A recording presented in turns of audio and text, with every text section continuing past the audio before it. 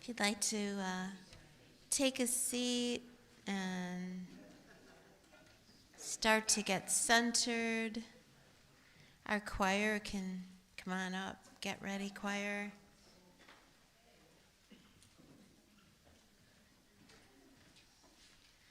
Good morning and welcome to Unity of Buffalo, a positive path for spiritual living. We are blessed to have you joining us this morning, and we welcome our online viewers, those watching live right now, and those who will watch later in the week. We are all connected in this now moment. My name is Mary Beth Wollenschlager, and it's my pleasure to serve as platform partner today. Please quiet your cell phones, and please stand and join us in singing 100 Ways.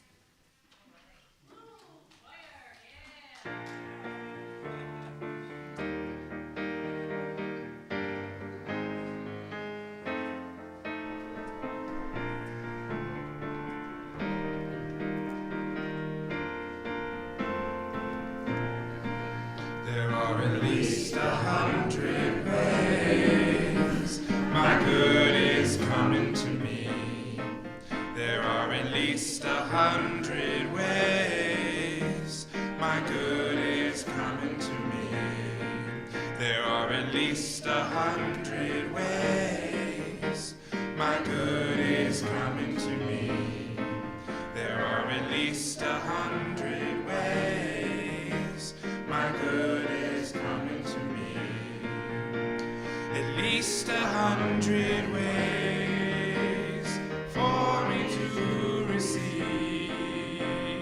I embrace my good, and I do believe there are at least 100 ways my good is coming to me.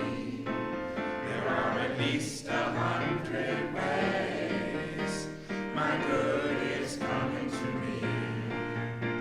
At least 100 ways for me to believe, and countless blessings that I now receive. There are at least 100 ways my good is coming to me. There are at least 100 ways my good is coming to me. There are at least 100 ways my good is coming to me. There are at least 100 ways my good is coming to me. My good is coming to me.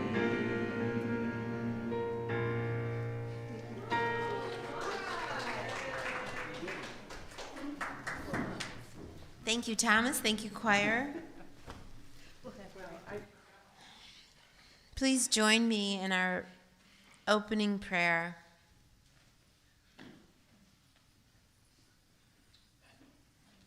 Divine wholeness,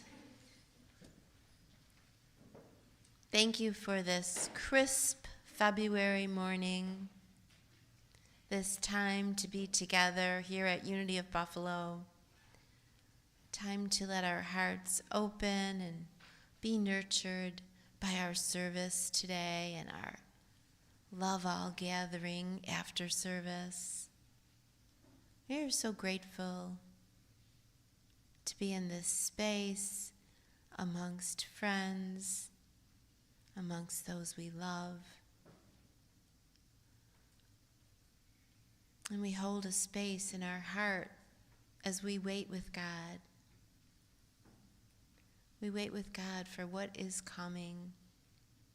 We wait with God for guidance and trust. And so we're blessing our service today and trusting that all is in divine order, that each person who walks through the doors receives just what they need today and during our special volunteer celebration. And so it is. Amen. Let us affirm together our invocation. There is only one presence and one power, living as the universe and as me, God the good, omnipotent. So if anyone is new here today, I see some people that we haven't seen in a while. Welcome, welcome. And we have a new person today with Matt. Maxwell. Hey, Maxwell. We're happy to have you in your dinosaur hat. And, Caron, do you have a new friend that is in was it Tanika? Is that Tanika? Yes. Hi, Tanika. All right. I think everyone else has been here before, so we're happy to have all of you as well. All right, so let's do our Unity of Buffalo blessing. This is our vision. This is what we're holding in our mind's eye. Let's say it together. A world of love, peace, and abundance for all. And that's going to come about as we practice our mission, practicing the presence of God through prayer, education, service, creativity, and community. The reason we read and affirm and reaffirm these statements each Sunday is because we're still learning and growing. We're growing into the fullness of who we have come here to be, which means we haven't gotten it perfect yet. So we ask that you have compassion for us, and you don't have to say these, I'll just say them for you. Please have compassion when we avoid conflict or lack transparency, if we're unskillfully communicating or not being present, if we spiritually bypass, or if we should hold the consciousness of not enough. Because this is who we came here to be. This is what we are committed to. These are our core values. So please join me in saying these. Loving, spiritually centered, inclusive, respectful, compassionate, and authentic. And our evolutionary purpose, together, transforming lives and inspiring people to make a positive difference in our world. And now, because it's the first Sunday of the month, it's time to celebrate February birthdays. Joyce, is Joyce here? Joyce isn't here. Latasha's downstairs. I guess it's just, I get to celebrate for all these people. So, whenever you're ready, Maestro.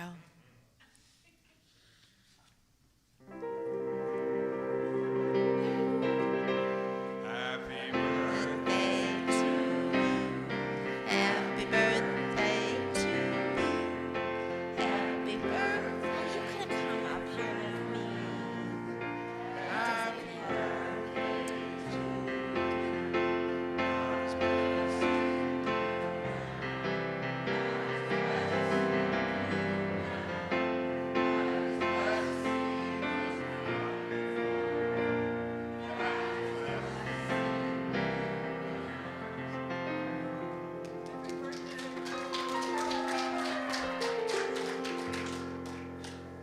And now Susan Sweeney is going to do the daily word reading for us. There you go. Good morning, church family. I'm happy to be here with all of you this morning. Today is Sunday, February 2nd, 2025, and our title today is Looking Ahead. I look ahead with positive expectation. So many things pull at my attention, the things I must attend to, meeting the needs of others, and even my own pursuits and passions require my time and attention.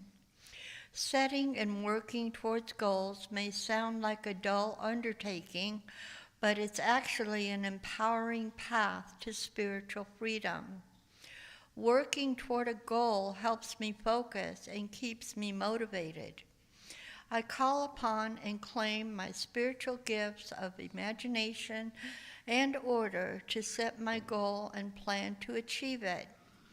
I use my gift of wisdom to discern the best path and my will to make the best choices.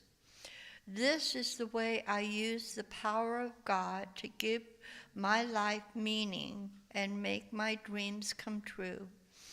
I look ahead, grateful for God's presence within me.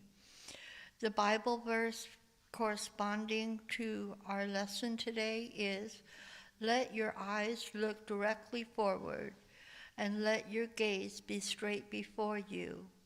Keep straight the path of your feet, and all your ways will be sure." Proverbs chapter 4, verses 25 and 26. And I'm wearing the feet, he's carrying me in the sand today. So, go Bills, even though we're not in season right now. Thank you. Thank you, Susan. Now it's my pleasure to introduce our minister, Reverend Mary Masters, to share a message about sacred service. Please join me in welcoming Reverend Mary.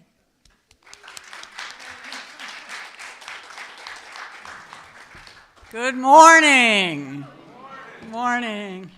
So, yeah. Can you hear me now? So, well, I thought, well, to be authentic, I was a little emotional this morning before the service. I have a very dear friend that's making her transition right now as we speak, and so I wish I could be with her, but please give your prayers to my dear beloved Ellen and her family. So that's part of our sacred service, I guess, is being present with people when they are at all the stages of their life. So, our purpose here today, we have one very clear purpose this morning, and that is to celebrate and appreciate every single one of you.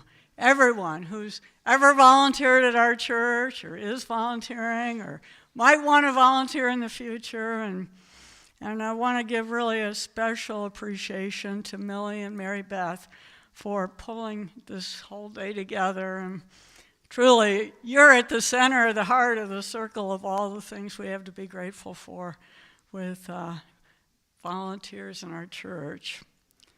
So, I was thinking, well, God, what can I add?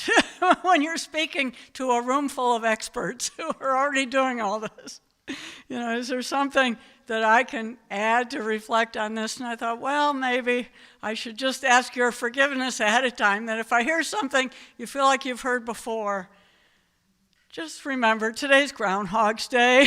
Sometimes things bear repeating, and for sure, expressing appreciation is something that can be repeated and repeated and repeated. So this week, I shared a quote with a group of people, and that are part of our Integral Ministry study group. And let me see if this is on. It should advance to this. There we go. This quote from Rabindranath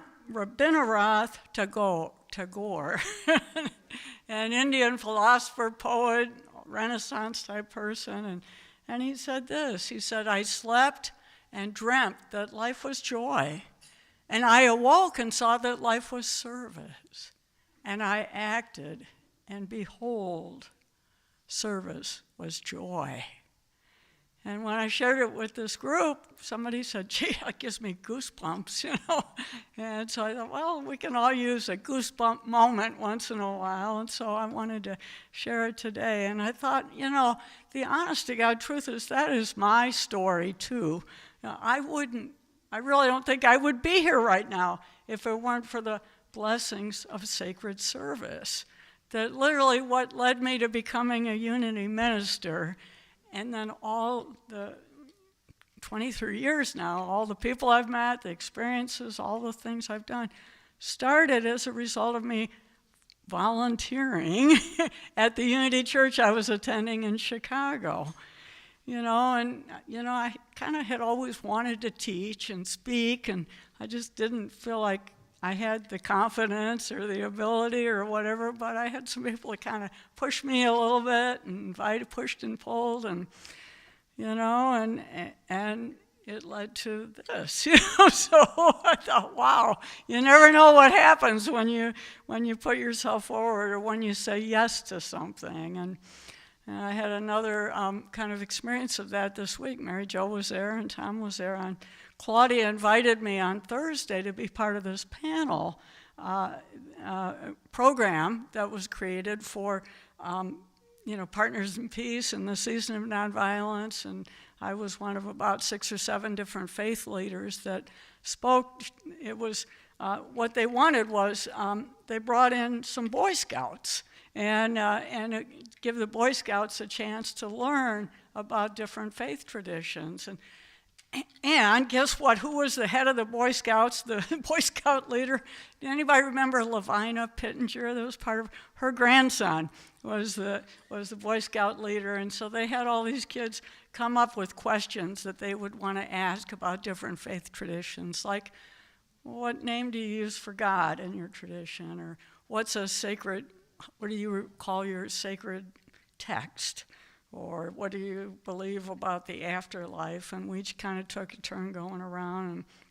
And then they also, so a different little Boy Scout would get up and ask the question, and then we'd all respond. And then they asked, well, what's the most important date on your religious calendar? And of course, for the rabbi, he said, Yom Kippur.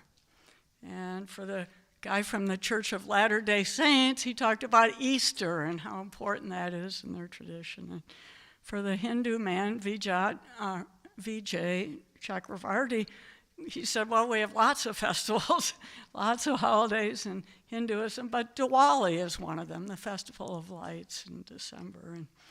And the Muslim representative, he spoke about, well, when they break bread at the end of Ramadan, that's a very special time. And so then they asked me, well, what's an important day in the religious calendar for unity? Well, you know what I said?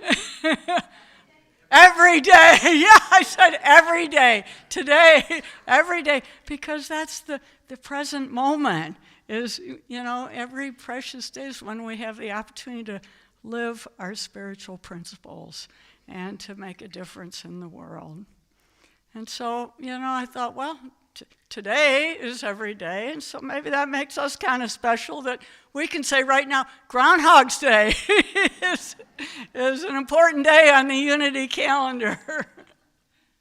But so today I'd like to talk, though, about sacred service, because we have the gift of this day, every day, to choose how we use our time and our energy and our focus. And what I want to do is invite us into consider adopting some new language for how we talk about sharing our time and our talents in Unity of Buffalo. And to look at, moving beyond just volunteers to thinking of it as sacred service and sacred servers. In fact, I had someone tell me recently about a church in Florida where they highlight a sacred server in their ministry, on their website. Every few weeks they pick somebody and do a little spotlight and talk about the person, and they refer to the person as a sacred server. So I thought, well, language matters, and the words that we choose to use matter. And it is part of the integral ministry program that they recommend that you adopt a sacred service program. And as we were talking in the call this week, it's not really a change. We've had volunteers, we've had a sacred service program for years, but referring to it as sacred service is kind of like an upgrade from volunteers. When people volunteer, often the work is done, out of a sense of duty or obligation or something that I should do. We have a need for some help over here. Can somebody help us? And it sort of reinforces that idea of not enough or insufficiency. You know, and sometimes we ask people to do things they don't really want to do or aren't really their gift. But, we need some volunteers to help clean up the kitchen or rake leaves. But rather, we can think about sacred services is what we've always done, but it's taking it up a notch. And this is kind of what it looks like. You know, sacred service is acknowledging that everyone has gifts and talents and passions, and that we all have an inner desire to find meaning and purpose, that we all want to kind of know that our presence matters, that we have something to contribute to make the world a better place. And, you know, sacred service is about finding that kind of that place of intersection between what, you know, our gifts and talents and our interests, and where there is genuinely a need or some place where we want to contribute our energy. You know, it's kind of like living into one of my favorite quotes from a theologian, Howard Thurman. He said, "Don't ask what the world needs." He said, "Ask yourself what makes you come alive, and then go do that. Because what the world needs is more people who have come alive." And I thought, oh man, that is sacred service. You know, and this whole idea about sacred service, we can think about this is not a new idea.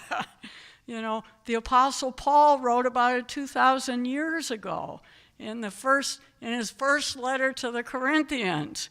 You know, he starts out saying, "Brothers," and I always say, "Brothers and sisters," he really meant, "I do not want you to be uninformed." And he goes on with this wonderful, you know, essay about sacred service. You know, he says there are varieties of gifts. There's all different kinds of gifts, but they're one spirit. They all come from the same place. And he said, they're for the common good. You're not supposed to just keep it to yourself. It's meant to be shared for the betterment of all. And he said all those gifts, whether it's speaking or administration or pastoring or everything, that they're all essential to the whole. You know, and he said it's like the parts of our body. Who wouldn't want their hands and their feet and their legs and their head and their heart and their butts wiggle so we can dance? You know, every part is important. And that there should be no hierarchy of persons by gifts. You know, everybody's gift's important, whether you're a street sweeper or a school teacher or a minister or a doctor. The world needs all of it. You know, so Paul wrote about this 2,000 years ago. It wasn't a new idea. You know, and then we have our own experience with gifts, that gifts are things that the more we use them, the stronger they get, like building a muscle. You know, that our gifts are meant to be cultivated and developed. They're gifts, you know, it's a gift, you know, I have a gift within me, but when I share it, it's a gift for others. And then this is the one I made up, an acronym for gifts. How do you know if something is really a gift? If you can answer this question, I feel terrific sharing, fill in the blank. Gifts. I feel terrific sharing singing and music and dance or my cooking or art. Or, you know, if it's not something that you feel good sharing, then that's probably not your gift. It's for somebody else to do. So there are many types of gifts, and we all have them, and they're all different. And, you know, this is a little chart that, you know, everybody's got a zone of genius, a zone of excellence, a zone of incompetence. You know, the genius is stuff that, you know, it's like when you do it, it doesn't feel like work. It just feels like play. I could just spend all day and lose sense of time, and, you know, that's where we want to try to spend as much time as possible. The zone of excellence is something that you probably do better than most people. Zone of incompetence is work that's just it's for somebody else. It's not mine to do, and I keep discovering that more and more. And then competence is, you can do it, but it isn't really satisfying. And so, you can just kind of ask yourself. The zone of genius is where you come alive, where you feel like, oh man, that makes me alive. I think our prayer chaplains are that. When they are in the zone, when they're praying with people, they're in their zone of genius. So integral sacred service is a lot of things. It's about way more than just doing stuff or volunteering. It's something that awakens and actualizes our inner potential. That as we do it, we find we have some gifts within us. It assists others in living out their calling. It helps us grow. It moves us beyond limiting beliefs. And to me, the biggest thing is that it kind of reminds us to always kind of be aware of where we're coming from, our orientation, that we're shifting to come from. We're shifting to be about where we're coming from rather than getting something done out there. Yeah, we get stuff done. Things happen. But we're coming from, an orientation of that this is something I feel called to do. This is something that gets my juices flowing. This is something that makes me feel alive. And Charles Fillmore said this. He said, the value of all service lies in the spirit in which you serve. So it's not just doing the thing, but it's the energy, the intention, the consciousness.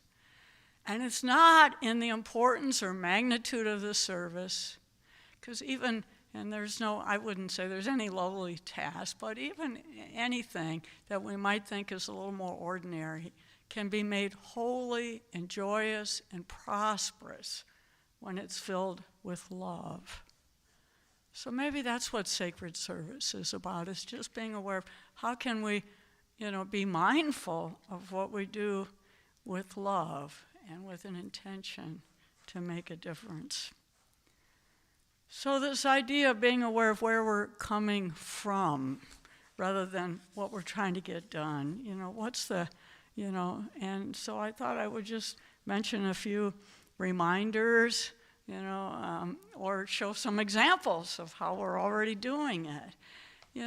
When we want to engage in sacred service, we want to come from a place, I would suggest, of remembering that it can be fun, that it doesn't have to be hard work and drudgery, and we can bring a spirit of fun and playfulness to it. And here's some examples of people at our church that dressed up like elves and Santa Claus and had fun and did something really wonderful to bring joy to our community and to children.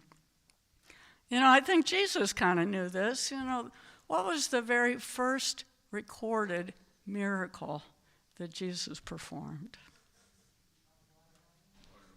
Water to wine, yeah.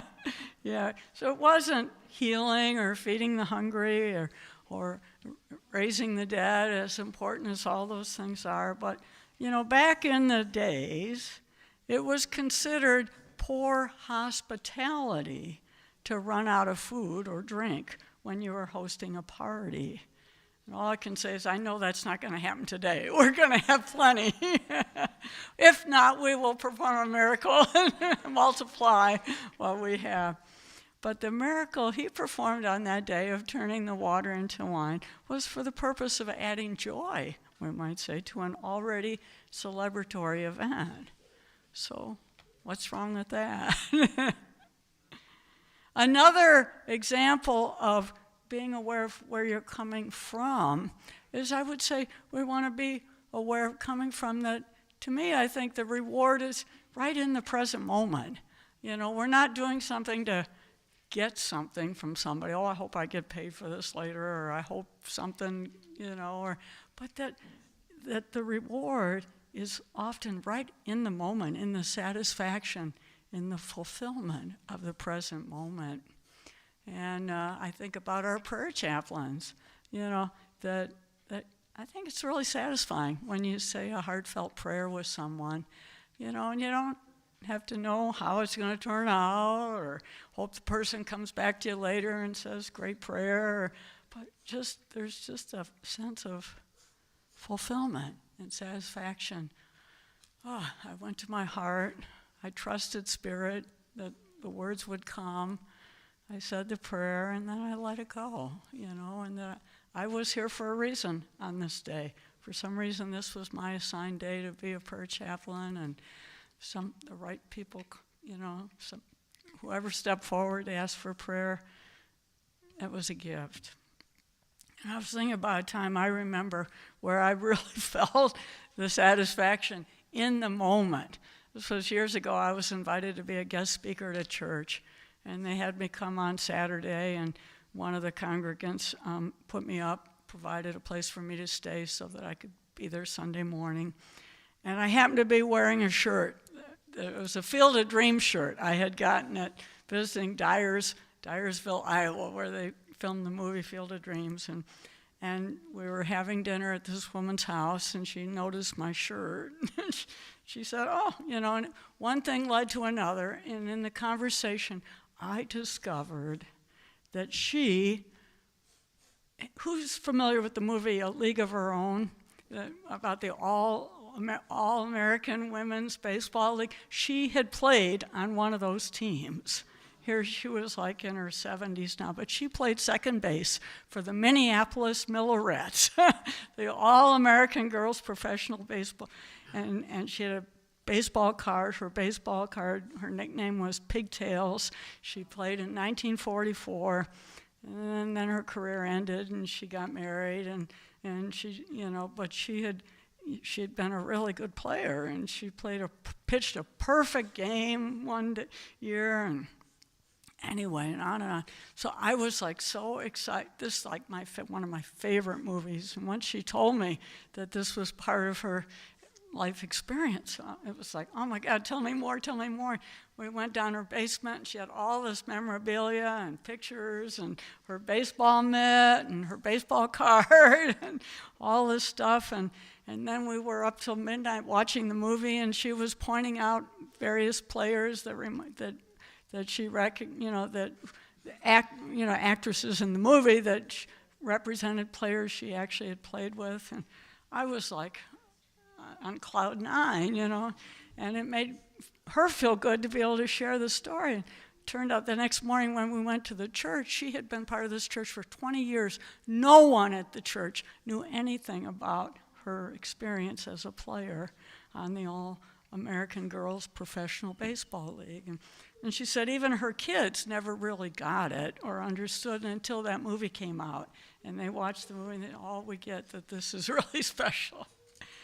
And so I felt like, it was just, sometimes the greatest gift we can give to someone is listening, is getting to know someone and hearing their stories. And that's, she was happy to share it, and I was thrilled to hear her stories, and it was just, we were giving and receiving at the same time in many ways. So sometimes it's as simple as that, simple but profound. And then, coming from another suggestion I would make is coming from not being fooled by appearances, thinking about, sometimes we judge, my contribution was kind of small, or I didn't do very much, or comparing what I did to what somebody else did that seems like it's a lot more.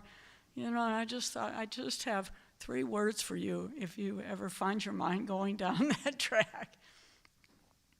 Don't do it. Don't be tempted to minimize what you do or to compare it to somebody else or to think, it wasn't very much. It's like Jesus gave us many examples of this. The story of the widow's offering when she put a couple of coins in, and there were people who were very, of much wealthier that were able to give larger amounts of money. And he said, truly, I tell you, this poor widow who has put in more than all the others. For out of them they contributed from their abundance, and she contributed from what she had. And that was even more valuable in his eyes. So, here we are, small things making, how many sandwiches you guys make that day? Or 10,000 sandwiches, so that'll be a record that doesn't get easily topped. Hearts for the homeless, yeah. But, Mother Teresa said there are no great things, only small things with great love. And happy are those who believe that love and kindness matter more than the magnitude of our actions. So then there's one more thing I thought we could keep in mind, coming from just being open to unexpected outcomes. When you do something, you never know, what's going to come of it or who's going to be blessed, or, you may never know how it's touched somebody else's life, but we just trust that we've put another drop, another thought, another ripple into the ocean. And, I thought we can remember what we learned from the What If Up series. Sometimes we think something's going to be a struggle, but we can say, well, what if? What if it's easy? What if it turns out better than I expected? What if there's more than enough? What if this touches somebody that I'll never see or hear about, but I know it's going to make a difference? I remember hearing a story years ago at our church about a guy who volunteered to clean out the storerooms at the church. And he found that he enjoyed it so much, then he went on to get a job at one of those closet organizer stores. And it led to him starting a business and becoming a consultant, and it opened up a whole new area of his life. So these are just some examples of, to keep in mind that it's sacred service is kind of a step up to me from volunteering. We're not just doing stuff to get things done, but we're coming from our heart, from our inside out, and finding a place where we can share our gifts and talents, knowing that everybody in this room has something that's really important that needs to be shared. So I feel like maybe all that's left to be said at this point is, well, here's an unexpected outcome is our choir. I shouldn't say it's unexpected. We expect great things from our choir, and it is happening. So, and we expect great things from Thomas, and it's happening. But, maybe the only thing that needs to be said is thank you. Thank you, thank you for all the ways you serve. You serve each other, you serve our community, you serve our world. And as Lonnie reminds us, that we serve God by serving each other. So, and our daily word says, keep looking ahead, expecting positive outcomes. So I think we're ready now to move into our time of meditation, and we're going to sing a song, I guess, or you're going to sing. We're going to sing together. And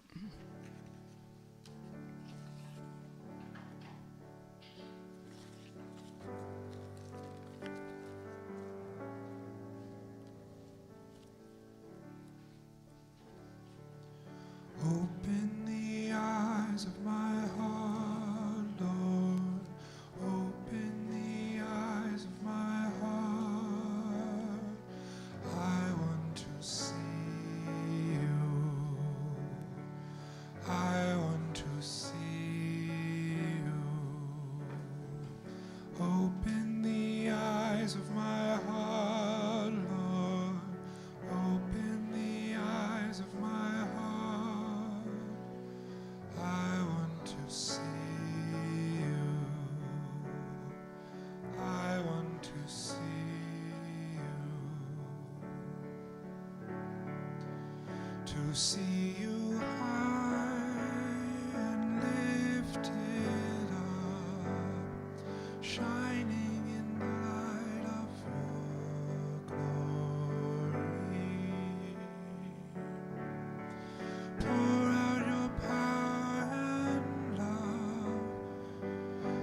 as we sing holy, holy, holy, holy.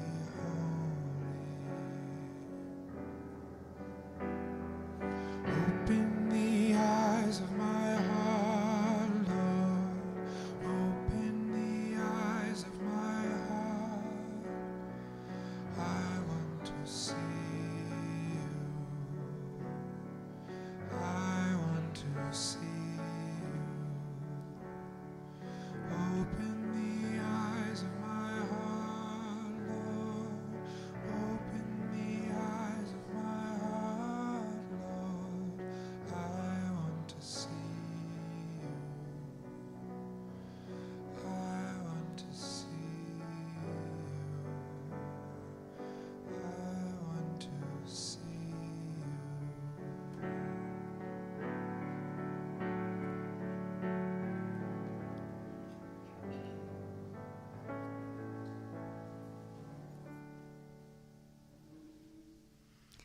And so let us take time now for some quiet reflection. It was suggested to me this week that we occasionally provide some time, a little bit longer time, of just sitting in the silence as our Quaker friends do. And so I invite you to just bring your attention to your breath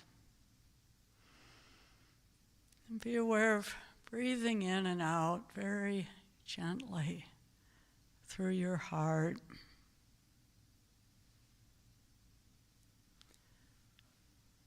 Knowing that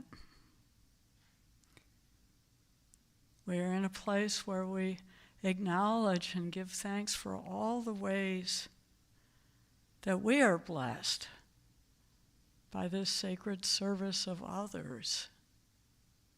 It can be as simple as a smile or being friendly, saying hello.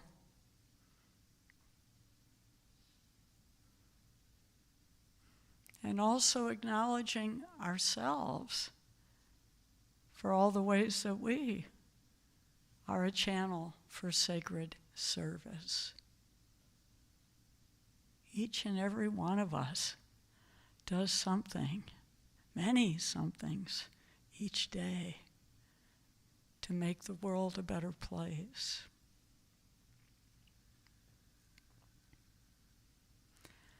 So let us sit in the silence for a few minutes and just bathe ourselves in that energy of appreciation and gratitude, knowing that it is the nature of our spiritual gifts to be abundant, to be infinite,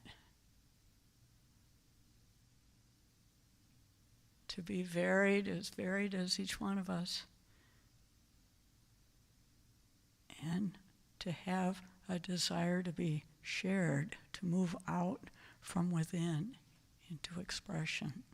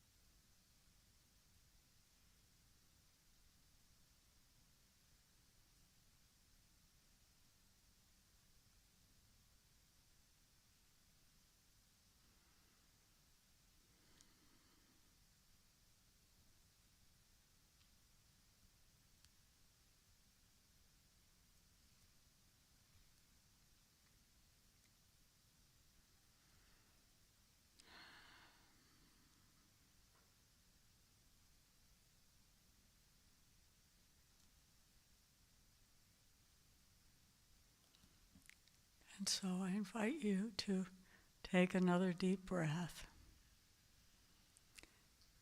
And we know that what we appreciate appreciates. And so we can appreciate all the ways that others share in sacred service, and all the ways that we do that.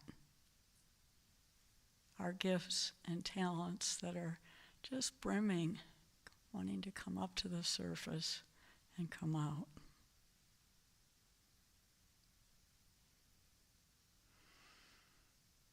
You can pat your heart if you'd like and just say thank you. I'm grateful. I'm grateful for the infinite ways that Spirit expresses through each and every one of us. And so it is. And now we'll bless our prayers, prayer requests. Mary Beth is our chaplain for today.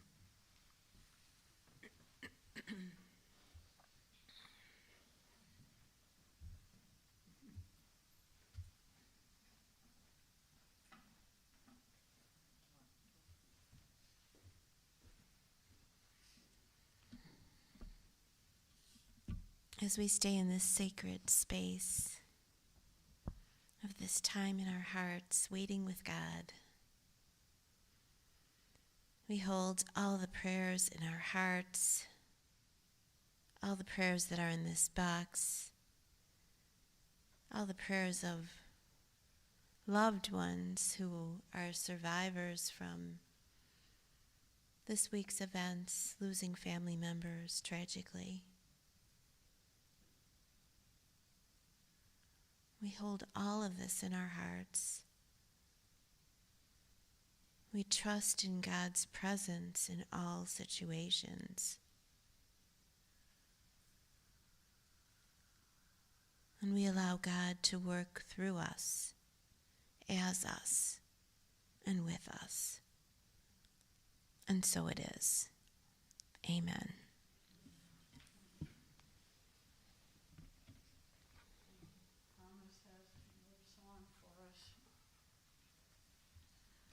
Thank you for sharing your gifts and talents.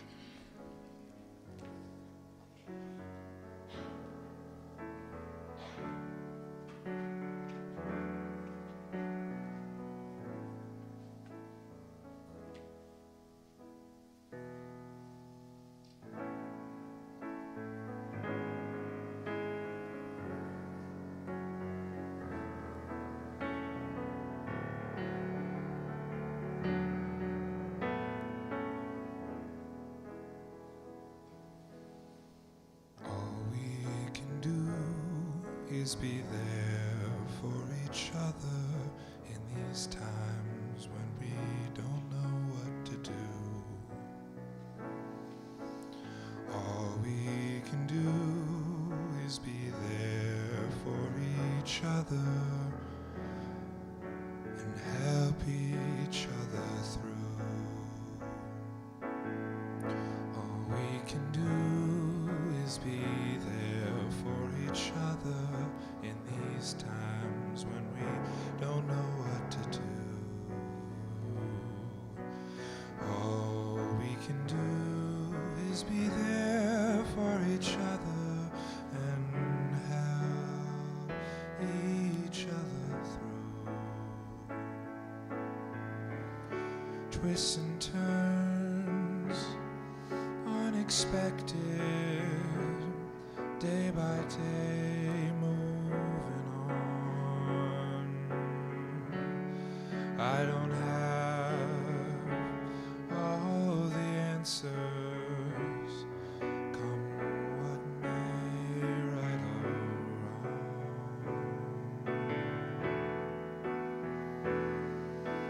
All we can do is be there for each other in these times when we don't know what to do.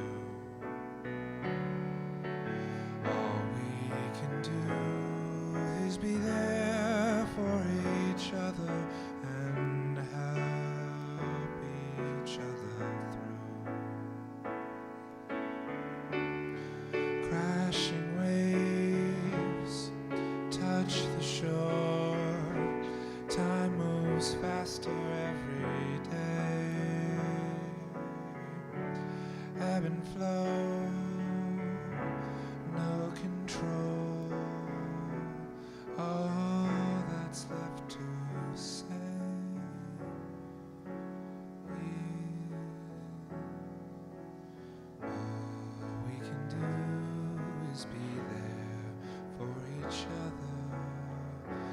these times when we don't know what to do.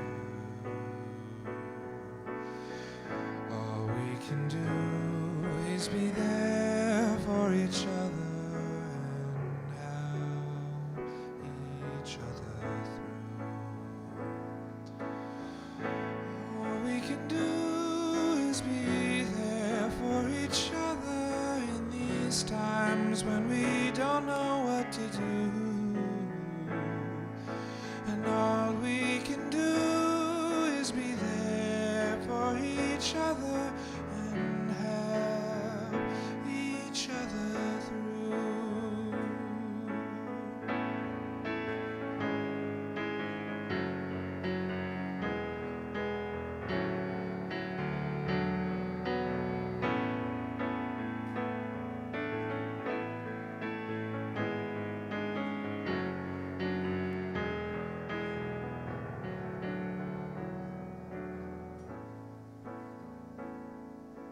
All we can do is be there for each other in these times when we don't know what to do. All we can do is be there for each other and help each other through.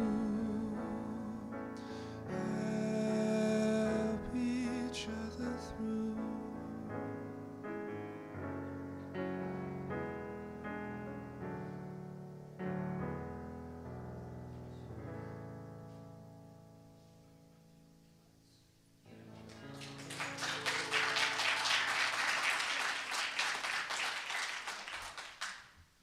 Thank you, Thomas. Thank you, Reverend Mary, for that beautiful lesson. And I will be available for prayer after the service for one-on-one prayer support. So now it's time to practice generosity. And our love offering time is an opportunity to contribute to the vision and the mission of our ministry. And this is a reminder that you can support our ministry through your in-person giving here today on Sundays, and you can also go through our website and regular mail-in contributions. We are grateful for the many generous ways in which you support our community. Christy can also accept contributions by credit card after our service. So let's take a moment now to consider how we would like to practice thoughtful, generous giving from a grateful heart. And as we prepare our gifts, we bless them. We bless the gifts that we provide to unity in various ways with the following affirmation. Divine love through me blesses and multiplies all that I have, all that I give, all that I receive. Freely I give and freely I receive. Thank you, God.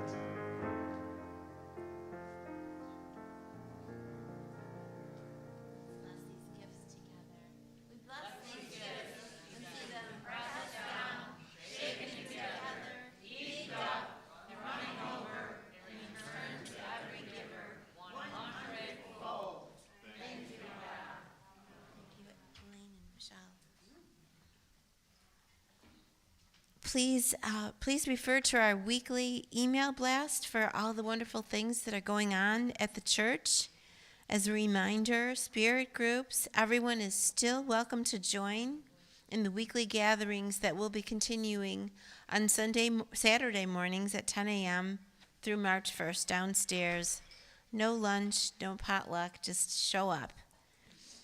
And after our service today, we will be starting our Love Our Volunteers Appreciation Luncheon.